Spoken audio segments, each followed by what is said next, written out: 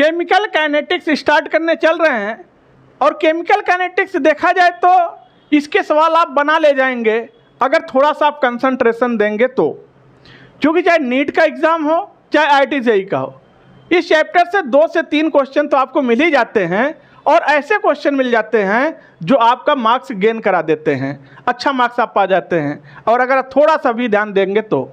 और board examination के लिए भी ये बहुत ज़्यादा हाई वेटेज टॉपिक है केमिकल काइनेटिक्स। क्या होता है केमिकल काइनेटिक्स, कहाँ अप्लाई करते हैं केमिकल काइनेटिक्स? अगर आप देखिए तो केमिकल का मतलब तो आप समझ ही रहे हैं केमिस्ट्री से, और काइनेटिक्स का मतलब होता है स्पीड, यानी केमिस्ट्री के अंदर रिएक्शन की क्या स्पीड है, रिएक्शन किस रेट से होगा, उसी के बारे में बात करेंगे केमिकल काइनेटिक्स में। और अगर हम बात करें रिएक्शन कि किस रिएक्शन के ऊपर केमिकल काइनेटिक्स अप्लाई करते हैं, तो रिएक्शन के भी बच्चों 3 वैरायटी है, 3 तरह की रिएक्शन। एक हमारे पास है फास्ट रिएक्शन,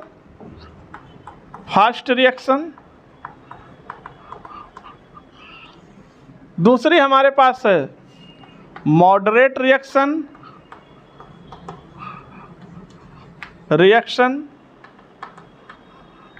और तीसरी हमारे पास है स्लो रिएक्शन। लीजिए, वेरी स्लो रिएक्शन है ये, ध्यान दीजिएगा।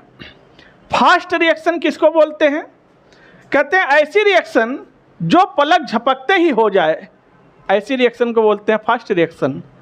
और इसकी स्पीड इतनी ज़्यादा है कि 10⁻³ सेकेंड में ही रिएक्शन कंप्लीट। आप रिएक्शन के ऊपर काइनेटिक्स अप्लाई नहीं कर पाएंगे, आप इस रिएक्शन के ऊपर केमिकल काइनेटिक्स पढ़ ही नहीं पाएंगे। ऐसी रिएक्शन को बोलते हैं फास्ट रिएक्शन। जैसे कोई न्यूट्रलाइजेशन रिएक्शन हो, HCl ले लिया स्ट्रॉन्ग एसिड, कोई स्ट्रॉन्ग बेस ले लिया NaOH, जब ये न्यूट्रलाइज होंगे तो ये बनाएंगे NaCl और वाटर। ये रिएक्शन कैसी रिएक्शन है? ये फास्ट रिएक्शन है। जितनी भी आयनिक रिडॉक्स रिएक्शन हैं ये सारी की सारी फास्ट की कैटेगरी में आती हैं। प्रेसिपिटाइजेशन रिएक्शन भी फास्ट रिएक्शन की कैटेगरी में आती हैं। ये सब वो रिएक्शन है बच्चों जिनके ऊपर हम काइनेटिक्स पढ़ ही नहीं सकते, इतनी फास्ट हैं। अब अगर हम बात कर लें थोड़ी स्लो रिएक्शन की, तो स्लो रिएक्शन कौन सी रिएक्शन है? स्लो रिएक्शन तो ऐसी रिएक्शन है जिनकी स्पीड इतनी कम है कि आप रिएक्टेंट को मिला दो तो 2-4 साल के बाद थोड़ा बहुत प्रोडक्ट बनेगा। यानी इतनी स्लो स्पीड है कि हम इस रिएक्शन के ऊपर भी केमिकल काइनेटिक्स अप्लाई नहीं कर पाएंगे। जैसे रस्टिंग ऑफ आयरन, लोहे में जंग लगना, ये बहुत स्लो रिएक्शन है, इसके ऊपर हम काइनेटिक्स नहीं पढ़ पाते। जैसे conversion of diamond into graphite, अगर डायमंड को ग्रेफाइट में कन्वर्ट होना हो तो ये रिएक्शन भी बहुत स्लो रिएक्शन है, इसके ऊपर हम केमिकल काइनेटिक्स अप्लाई नहीं कर पाएंगे। अब हमारे पास एक बीच का रास्ता आता है, बहुत ज़्यादा स्पीड है तो भी हम केमिकल काइनेटिक्स नहीं पढ़ सकते, बहुत स्लो स्पीड है तो भी हम केमिकल काइनेटिक्स नहीं पढ़ सकते। एक बीच का रास्ता है मॉडरेट रेट रिएक्शन। ये एक ऐसी रिएक्शन है जो फास्ट से थोड़ा कम है लेकिन स्लो से थोड़ा ज़्यादा है, तो इसके ऊपर आसानी से हम केमिकल काइनेटिक्स अप्लाई कर सकते हैं, पढ़ सकते हैं, सारे फैक्ट्स सारे रिजल्ट निकाल सकते हैं। जैसे कौन सी रिएक्शन है? H2 + I2 gives 2 mole of HI, इस पे हम अप्लाई कर सकते हैं। ये मॉडरेट रेट रिएक्शन है। या फिर inversion of cane sugar, C12H22O11, इसमें वाटर डाल दिया, ये ब्रेक कर गया ग्लूकोज एंड फ्रक्टोज में, C6H12O6 + C6H12O6।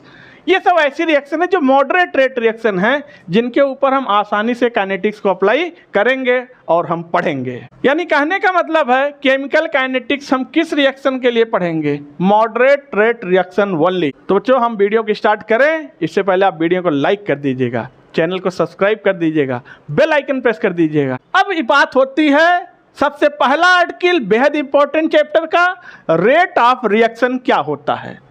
कहते हैं change in concentration of reactant and product with respect to time, इसी को बोलते हैं rate of reaction.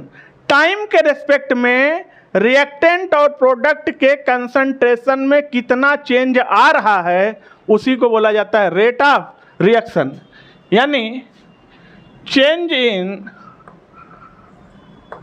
In concentration of reactant and product with respect to time. Time के रेस्पेक्ट में reactant और प्रोडक्ट के कंसंट्रेशन में क्या बदलाव आ रहा है, that is called rate of reaction. आप किसी चीज़ का रेट निकाल रहे हैं तो टाइम जरूर आएगा, क्योंकि टाइम के रेस्पेक्ट में ही रेट को निकाला जाता है। यानी अगर हम आपसे कहें कि ये रिएक्टेंट है और रिएक्टेंट कन्वर्ट हो रहा है प्रोडक्ट में, तो इसके लिए अगर हम रेट निकालें, rate of reaction is equal to decrease in concentration of reactant upon time के रेस्पेक्ट में, is equal to increase in concentration of product upon time. लीजिए, क्योंकि हमें पता है जितना रिएक्टेंट टूटेगा यहाँ से उतना प्रोडक्ट वहाँ बनेगा, तो रिएक्टेंट टूट रहा है तो रिएक्टेंट का कंसंट्रेशन घट रहा है, डिक्रीज हो रहा है। टाइम के रेस्पेक्ट में कितना ये घटा और टाइम के रेस्पेक्ट में प्रोडक्ट का कंसंट्रेशन कितना बढ़ा, इसी को बोलते हैं रेट ऑफ रिएक्शन। और इसी बात को आप ऐसे भी बोल सकते हैं, rate of disappearance of reactant is equal to rate of appearance of product. यानी प्रोडक्ट और रिएक्टेंट, इसी को बोलते हैं रेट ऑफ रिएक्शन। अब बच्चों, जो ये रेट हम निकाल रहे हैं टाइम के रेस्पेक्ट में, ये रेट हम दो तरीके से निकाल सकते हैं। एक तो एवरेज रेट निकाल सकते हैं, एवरेज रेट, और दूसरा instantaneous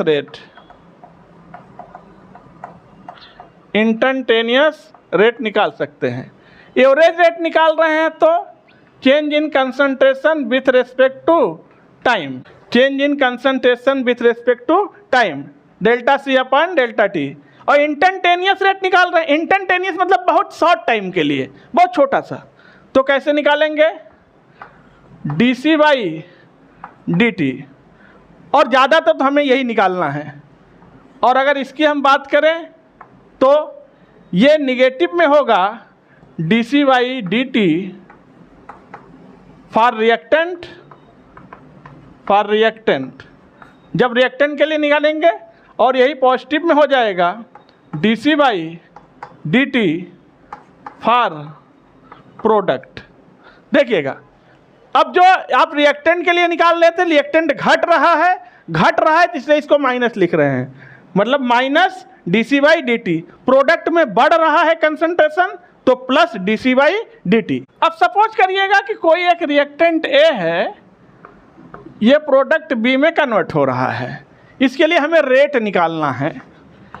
rate is equal to D C क्या था, कंसंट्रेशन, और केमिस्ट्री में ये कंसंट्रेशन का साइन होता है बड़ा ब्रैकेट, किसका concentration, A upon D T. और ये रिएक्टेंट है तो इसके लिए क्या लगाएंगे, minus, is equal to D concentration किसका, बी का, अपॉन डी टी।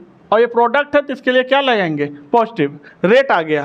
अब अगर हम कोई और रिएक्शन लें, जैसे अब कोई दूसरी रिएक्शन लेते हैं, उसके लिए रेट लिखते हैं।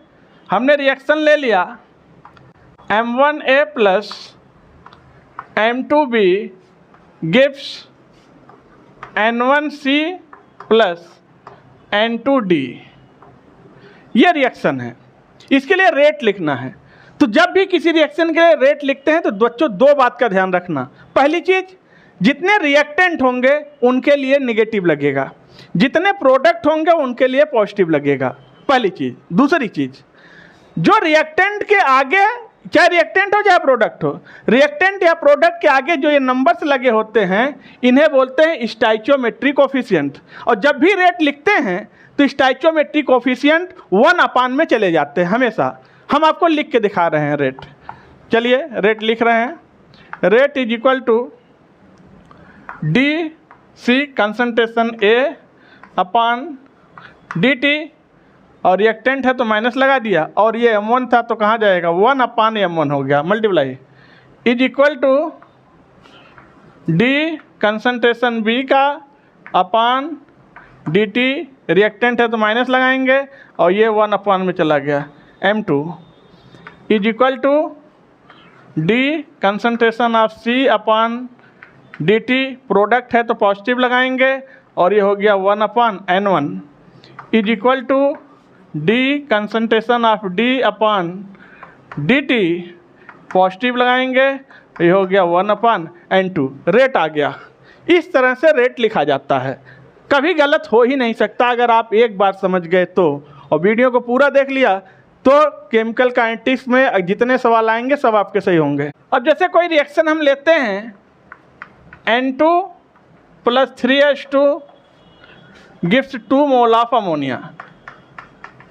अब इस रिएक्शन के लिए हमें रेट लिखना है तो निकाल देंगे। Rate is equal to D concentration of N2 upon D T, reactant है तो माइनस लगा दिया, is equal to D concentration of H2 upon D T, reactant है तो माइनस लगा दिया, और 3 है तो कहाँ जाएगा, 1/3 में, is equal to D concentration of ammonia upon D T, product है तो पॉजिटिव लगा दिया, 2 कहाँ जाएगा, 1/2 में आ गया रेट। अब बच्चों ये क्वेश्चन है, for the reaction N2 + 3H2 gives 2 mole of ammonia, the rate of formation of ammonia is 1.6 × 10⁻³ then calculate the rate of disappearance of H2। तो आप पहले रेट लिख लीजिए। जो चीज़ दिया है, एक तो हाइड्रोजन का रिलेशन है और एक अमोनिया का रिलेशन है, इन दोनों का रेट लिख लीजिए। कैसे लिखेंगे rate? Rate is equal to 1/3 negative में concentration of DH2 upon DT is equal to positive में 1/2 D concentration of ammonia upon DT।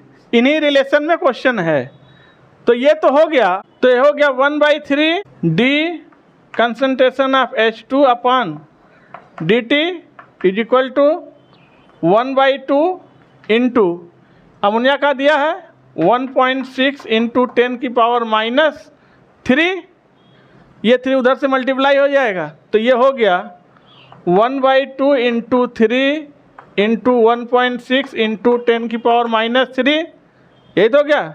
तो हो गया 8.8, तो 8 × 3 = 24 यानी 2.4 × 10⁻³ आएगा आंसर।